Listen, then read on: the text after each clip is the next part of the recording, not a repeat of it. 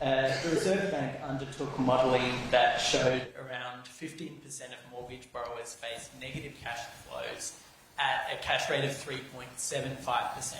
We're now at 4.1%. How much further do you think interest rates can rise before we see a serious rise in mortgage arrears, forced sales and defaults? Those calculations that you referred to were based on the assumption that people made no adjustments. So if people can cut back spending or in some cases find additional hours of work, that would put them back into a positive cash flow position.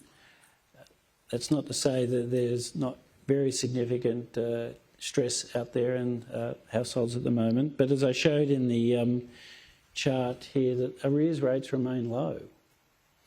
People are affording to pay their mortgages, even as they roll off from the fixed rate loans to variable rate loans. The arrears rates remain low, but the banks are telling us, and this is understandable, that people are having to cut back in spending. And I think that's going to be the environment we're operating in for a while yet. People will make their mortgage payments, but they'll be cutting back spending in other areas. Mm. In our session earlier, Philip, we had Dr. Richard Clarita, who I know you know from his time on the Federal Reserve and now at PIMCO. I think he's coming out here shortly.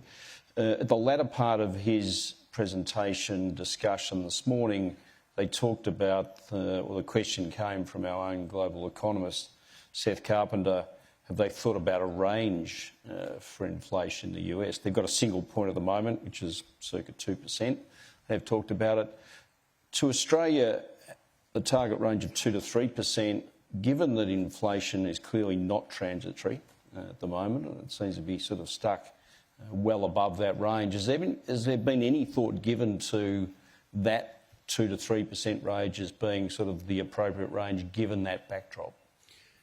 That issue was examined in the recent review of the RBA conducted by an independent panel, and they concluded strongly that the 2 to 3% target's the right target for Australia. We've long had a flexible inflation target, and I think that's served the country well. Yep. Inflation moves up and down, but we really want people to be confident that when it's away from that target range, it will come back. Yep. We're not kind of specific about it needs to come back to an exact number, but we want you to be confident, we want the community to be confident that it will come back to average 2 point something. Yep. Yep. And I think that's the right framework for Australia. Yep. And you've been very clear in your messaging that it's your resolve and the board's resolve to get inflation back into that range. That's our job to do it because, as I said in my prepared remarks, if inflation stays high, we're going to feel a lot of pain. The whole community will hurt. Inflation's corrosive and it hurts people on low incomes the most. Yeah. So we've got to get inflation back down, and I know that it is difficult in the short run. But what we talked about at our board meeting yesterday is if we were to avoid this difficulty in the short run, we will have a lot of pain in the medium term, and that will end up being more costly for us all. So I know it's difficult, but we need to get inflation back down, and we're really committed to doing that. And yesterday's decision demonstrates that. Yeah.